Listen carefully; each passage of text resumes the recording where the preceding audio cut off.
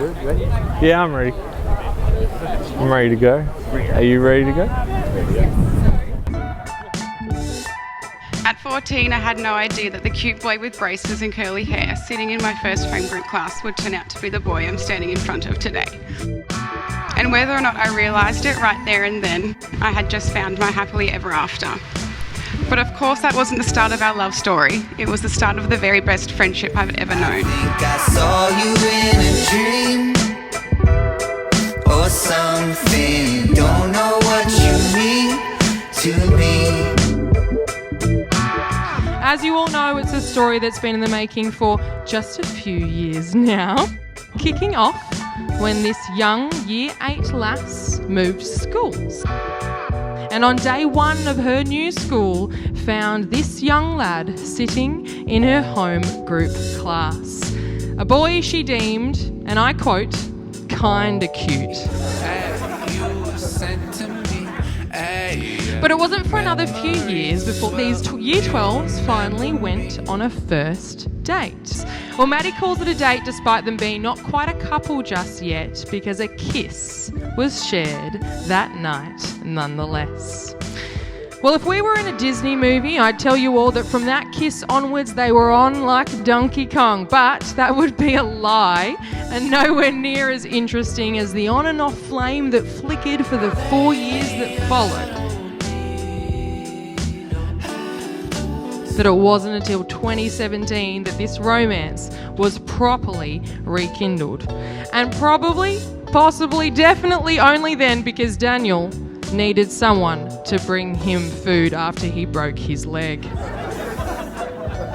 day that we heard about this Vass guy, it was all a bit different. We got told by Moo, he's nice, he's shy, he's quiet, all that usual stuff.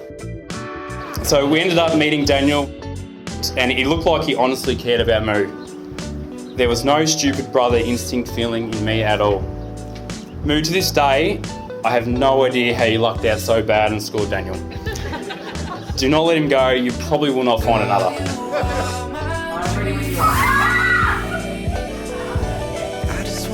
They were hanging out more than ever before, and from this, it became irrefutable to Maddie and Daniel alike that what they were wasn't just friends at all. Maddie says, when you know, and she sure knew. To some degree, she knew the whole way through. And best of all, Daniel admits that as much as he didn't want to admit it, he likewise deep down loved this girl he actually always had.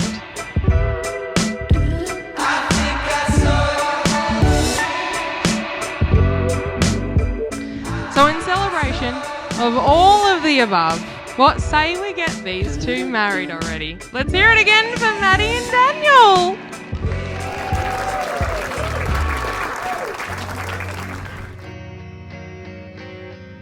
To be standing here today to love and be loved by you, I'm officially the luckiest girl in the world. It has always been you. You as my biggest supporter, my high school crush, my co-cat parent, and my best friend. Moo.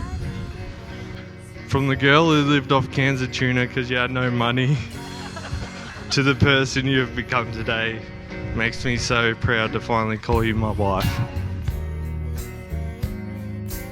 You are a bubbly, energetic, talkative person, everything I am definitely not, and something I'll always be envious of.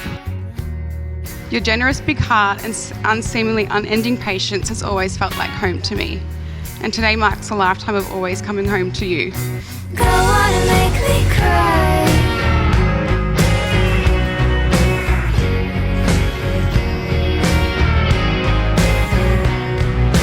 No one to make me cry. I can vow that I'll embrace you for who you are, that I'll care for you,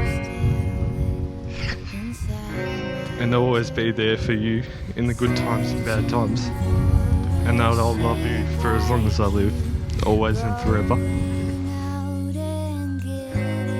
You feel things more deeply, and I'm grateful that one of those feelings is love for me. And even on the days where I don't deserve it, I am constantly reminded that the greatest person I've ever known chooses to love me. After growing up beside you and evolving into the people we are today, I am certain on one thing. You are the person I was always meant to spend my forever with. Go on and make me cry.